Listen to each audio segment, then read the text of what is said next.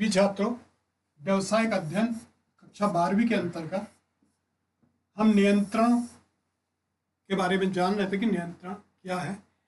एक व्यवसायिक उपक्रम में किसी लक्ष्य या किसी उद्देश्य को प्राप्त करने के लिए नियंत्रण की प्रक्रिया को अपनाया जाता है। तो यहाँ हम इस अध्याय के अंतर्गत नियंत्रण की विधियाँ कौन कौन सी हैं और उसकी टेक्निक क्या है, इसके बारे में हम जानेंगे।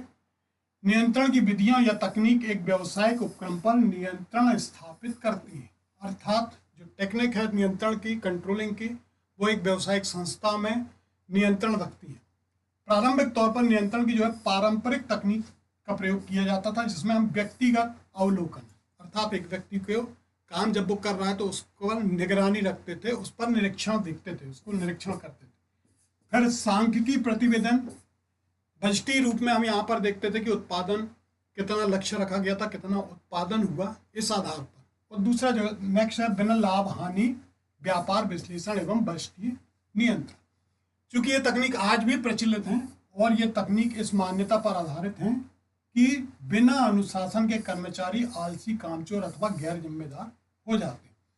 अतः उन पर अनुशासन बनाए रखने के लिए प्रतिबंध लगाना, भय दिखाना, दंड देना आदि आवश्यक है।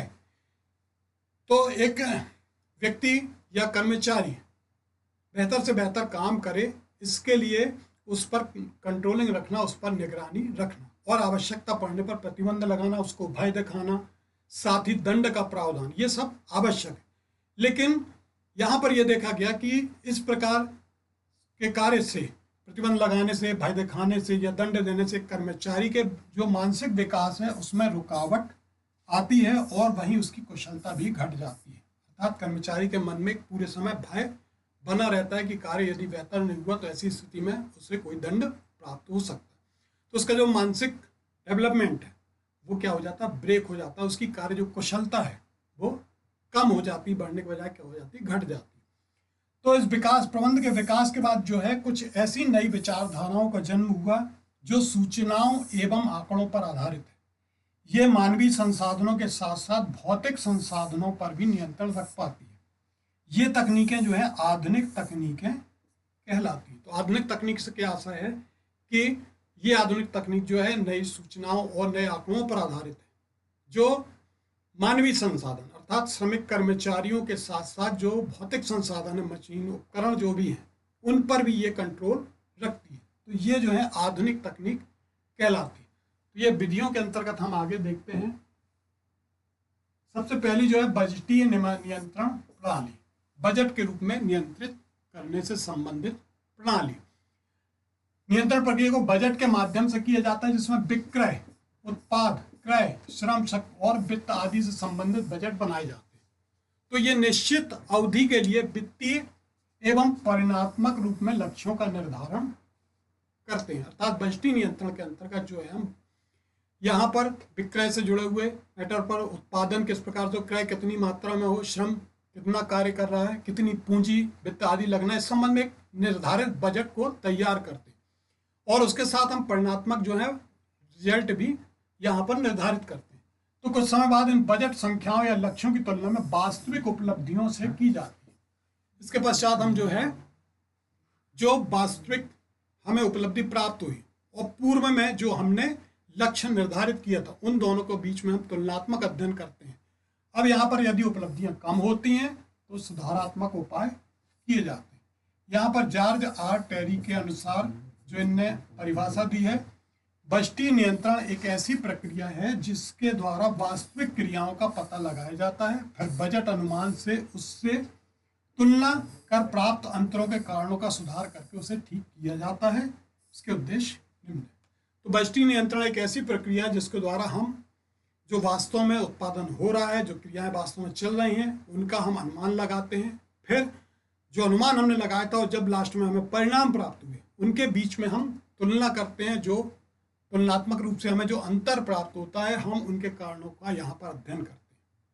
तो यहाँ पर जो कुछ बात, इसका उद्देश्य जो है बजटीय नियंत्रण का, बजटीय नियंत्रण का उद्देश्य, इसको आप नोट करेंगे, ये बजटीय नियंत्रण के उद्देश्य।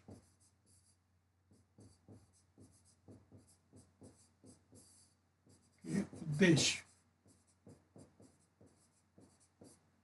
नंबर 1 है कार्यक्रमों को स्पष्ट करना, अर्थात जो कार्यक्रम या जो लक्ष्य हमने रखे गए हैं उनको क्लियर करना, उनको स्पष्ट करना। दूसरा जो है विभिन्न विभागों के कार्यों में समन्वय स्थापित करना, जो सभी विभाग एक उपक्रम में आपस में एक दूसरे से जुड़े रहते हैं, उनके बीच में आपस में कोरिलेशन स्थापित करना। तीसरा जो है व्यावसायिक वित्त की व्यवस्था में सहायता प्रदान करना, आवश्यक जो भी पूंजी लगनी है उसको हमें यहाँ पर मदद करना। और चौथा जो है संबंधित पक्षों को व्यवसाय की योजना से अवगत कराना। तो ये बजटीय नियंत्रण के 4 बिंदु जो हैं ये उद्देश्य के रूप में।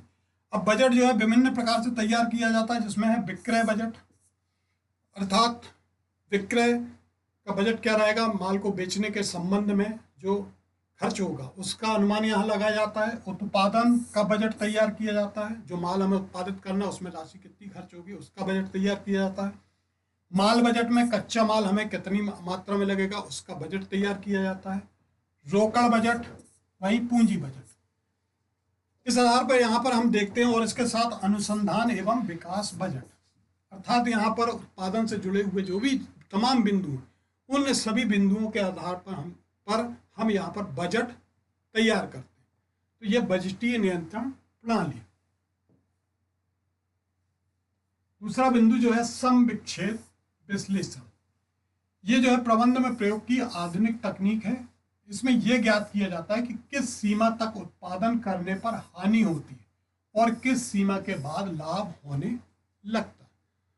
तो स्वाभाविक है कि जब उत्पादन कम मात्रा में होता है तो उत्पादन पर हानि होती है, और जब लार्ज स्केल पर उत्पादन किया जाता है तो यहाँ उत्पादन पर हमें लाभ होने लगता है। तो सम विच्छेद विश्लेषण हमें ये बताता है कि किस क्वांटिटी तक या मात्रा तक हम उत्पादन करते हैं तो हमें लाभ होता है, और किस मात्रा तक हम उत्पादन करते हैं तो हमें हानि होती है। अब यहाँ पर जो बीच में बिंदु है उत्पादन की वह सीमा जिस पर न लाभ होता है और न हानि, वह सम विच्छेद विश्लेषण बिंदु कहलाता है। अर्थात एक सीमा ऐसी आती है कि जिस बिंदु पर ना बहुत अधिक हमें लाभ है ना बहुत अधिक हानि है, वो बिंदु कहलाता है सम विच्छेद विश्लेषण।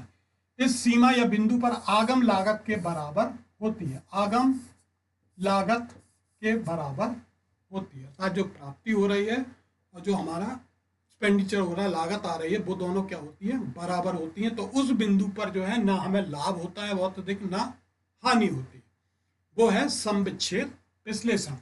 इससे कम उत्पादन करने पर उपक्रम को हानि होती है और अधिक उत्पादन करने पर लाभ प्राप्त होता है। तो सम विच्छेद विश्लेषण से यदि हम कम उत्पादन करते हैं, उस बिंदु से कम उत्पादन करते हैं तो हमें हानि होती है, और यदि हम अधिक उत्पादन करते हैं तो हमें लाभ प्राप्त होता है। तो प्रबंधक के लिए नियंत्रण की यह उपयोगी विधि है।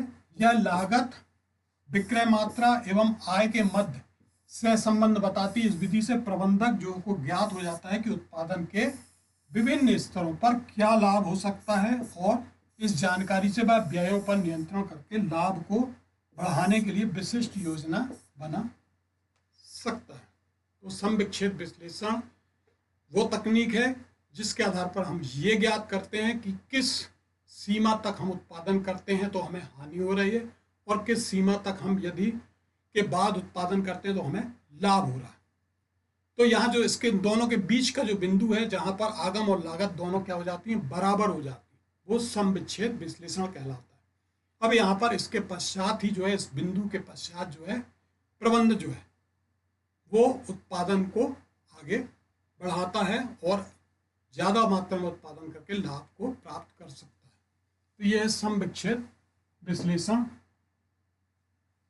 इसके बाद लागत नियंत्रण प्रणाली। ये नियंत्रण प्रक्रिया की महत्वपूर्ण प्रणाली है, लागत नियंत्रण प्रणाली।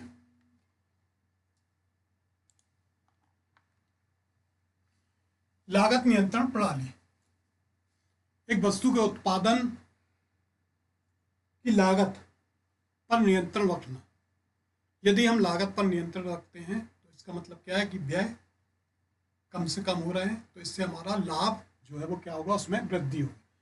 तो इसका उद्देश्य जो है लागत को न्यूनतम रखना होता है, कम रखना होता है ताकि लाभ अधिकतम हो सके। लागत पर नियंत्रण करने के लिए सर्वप्रथम मानक लागत का निर्धारण किया जाता है, अर्थात कि यहाँ एक इकाई के उत्पादन पर व्यय राशि क्या है। यहाँ पर मानक हम निर्धारित करते हैं कि यदि हम एक इकाई का यदि हम उत्पादन कर रहे हैं तो उसकी लागत कितनी होना चाहिए, इसके लिए एक मानक लागत का निर्धारण किया जाता है। तो मानक लागत वह है जो सामान्य दशा में उत्पादन करने के लिए पूर्व निर्धारित लागत होती है, अर्थात पहले से हम निर्धारित कर लेते हैं कि एक इकाई उत्पादित करने पर हमें 100 रुपये या 200 रुपये या 500 रुपये खर्च हो रहे हैं। तो ये सामान्य दशा पे हमने तय कर लिया कि पूर्व में ही तय कर लिया कि इस उत्पादन को करने के लिए हमें कितनी लागत की आवश्यकता होगी। तो उत्पादन करते समय ध्यान रखा जाता है कि वास्तविक लागत इसी के अनुसार हो। अब जो वास्तव में जब हमने उत्पादन करना शुरू किया तो वो लागत जो है वास्तविक लागत कहलाती है, वो जो पूर्व में निर्धारित किए उस लागत के अनुसार ही हो, उससे ज्यादा ना हो। कम हो तो और अच्छी बात है, लेकिन ज्यादा ना हो। तो नियंत्रण के लिए इन दोनों लागतों अर्थात वास्तविक एवं मानक लागत में अंतर ज्ञात किया जाता है। इसके पश्चात यह ज्ञात किया जाता है कि यह अंतर कितना और क्यों आया। पूर्व निर्धारित लागत जो हमने निर्धारित की थी उससे वास्तविक लागत यदि ज्यादा आ रही है तो वो क्यों आ रही है, ये अंतर हम देखेंगे और जांच के उपरांत जो है अंतर को दूर करने के लिए सुधारात्मक कार्यवाही करेंगे। इस प्रकार लागत को एक निश्चित सीमा में नियंत्रित रखा जाता है ताकि न्यूनतम लागत पर हम अधिकतम उत्पादन कर सकें और अधिकतम लाभ प्राप्त कर सकें। किसी भी व्यवसाय या उद्यमी का सदैव ये प्रयास होता है कि वो अपने उत्पादन की लागत को कम से कम रखे ताकि अधिक से अधिक मात्रा में उत्पादन कर सके और अधिक से अधिक लाभ वो प्राप्त कर सके। तो लागत नियंत्रण प्रणाली हमें यह बताती है कि किसी भी वस्तु पर के उत्पादन पर जो लगने वाली लागत है उस पर हमें कंट्रोल रखना, उसको नियंत्रित रखना। साथ ही जो पूर्व में हमने लागत निर्धारित की है वास्तविक लागत जो है उससे अधिक ना हो। तो ये लागत नियंत्रण प्रणाली। इसके बाद हम देखेंगे किस्म नियंत्रण प्रणाली, क्वालिटी किस्म नियंत्रण तकनीक। यहां हम क्वालिटी या वस्तु का जो गुण है उसको हम यहाँ पर ध्यान रखते हैं कि किस्म नियंत्रण तकनीक का अर्थ है उत्पाद की किस्म या गुण को नियंत्रित करने की तकनीक है। इसमें नियंत्रण का जो उद्देश्य है निर्धारित किस्म, रंग, रूप, आकार, डिजाइन आदि के अनुसार उत्पादों का निर्माण करना होता है। अब किस्म नियंत्रण जो होता है वो मुख्य रूप से किस पर डिपेंड करता है, ग्राहकों की संतुष्टि पर। यदि क्वालिटी अच्छी है तो ग्राहकों को वस्तुएं पसंद आती, यदि क्वालिटी अच्छी नहीं है तो ग्राहक उससे क्या होगा, असंतुष्ट होगा। तो किस्म नियंत्रण का जो उद्देश्य है ग्राहकों को संतुष्ट कर वांछित माल पहुंचाना, जो माल ग्राहक तक पहुंचना है वो क्वालिटी कंट्रोल वाला होना चाहिए। इसके लिए क्या करना है, सतत निरीक्षण की आवश्यकता होती है और यह निरीक्षण कच्चे माल से लेकर वस्तु निर्माण तक की सभी क्रियाओं पर किया जाता है। तो जो क्वालिटी कंट्रोल टेक्निक है ये जो है जब वस्तु का निर्माण शुरू होता है कच्चे माल से, शुरुआत वहीं से होती है। यदि कच्चा माल बेहतर है तो वस्तु अच्छी उत्पादित होगी, यदि कच्चा माल खराब है तो वस्तु खराब उत्पादित होगी। तो कच्चे माल से लेकर वस्तु जब तक तैयार नहीं हो जाती तब तक की जो सभी क्रियाएं हैं उन पर जो है यहाँ पर कंट्रोल रखा जाता है, तो कहलाता है किस्म नियंत्रण तकनीक। इसके बाद है लागत लाभ विश्लेषण तकनीक। इस तकनीक नई परियोजना के मूल्यांकन तथा उन पर नियंत्रण रखने हेतु प्रयुक्त की जाती है। इसके अंतर्गत जब उपक्रम कई परियोजनाएं जैसे विद्यमान क्षमता का विस्तार, अभी उपक्रम जिस स्थिति में है उसका विस्तार करना और नवीन उत्पादन का विकास, यदि कोई नया उत्पादन शुरू करना है तो उसका विकास, तो इसके लिए क्या करना पड़ता है, परियोजनाएं तैयार करनी होती है। ये वित्तीय व सामाजिक दृष्टिकोण से इनका मूल्यांकन किया जाता है। इस प्रकार से विभिन्न आंकड़ों व सूचनाओं का संग्रहण व विश्लेषण करके उस परियोजना से संबंधित लागत ज्ञात की जाती है, विक्रय की स्थिति ज्ञात की जाती है और लाभप्रदता की स्थिति को का अनुमान लगाया जाता है, संख्यात्मक रूप में लगाया जाता है। इसे हम मूल्यांकन रिपोर्ट भी कहते हैं। तो यहाँ विभिन्न आंकड़ों व सूचनाओं को हम संग्रहित करते हैं, उनको विश्लेषित करते हैं। जो परियोजना हम अपने उपक्रम के विकास और विस्तार से संबंधित प्रारंभ कर रहे हैं, या कोई नए प्रोडक्ट को हम बाजार में लॉन्च कर रहे हैं, उसको डेवलप कर रहे हैं उसके संबंध में, तो उसके लिए हम क्या करते हैं, परियोजना में लागत कितनी होगी, उसकी बिक्री की स्थिति क्या रहेगी, लाभप्रदता की स्थिति क्या होगी, कितना मात्रा में लाभ होगा, इसका संख्यात्मक रूप में अंदाज लगाया जाता है, जो मूल्यांकन रिपोर्ट कहलाती है। अतः किसी भी परियोजना के विकास विस्तार के लिए लागतों पर नियंत्रण रखना तथा संसाधनों का अनुकूलतम उपयोग करना लागत लाभ विश्लेषण तकनीक कहलाती है। ये जो है लागत लाभ विश्लेषण तकनीक के बारे में इससे संबंधित जो प्रश्न है, व्यष्टि नियंत्रण प्रणाली को समझाइए, सम विच्छेद विश्लेषण बिंदु क्या है इसे समझाइए, लागत व किस्म नियंत्रण प्रणाली को समझाइए, लागत लाभ विश्लेषण तकनीक को समझाइए, साथ ही मूल्यांकन रिपोर्ट क्या है, मूल्यांकन रिपोर्ट इसको भी समझाइए, और लागत लाभ विश्लेषण तकनीक को समझाइए।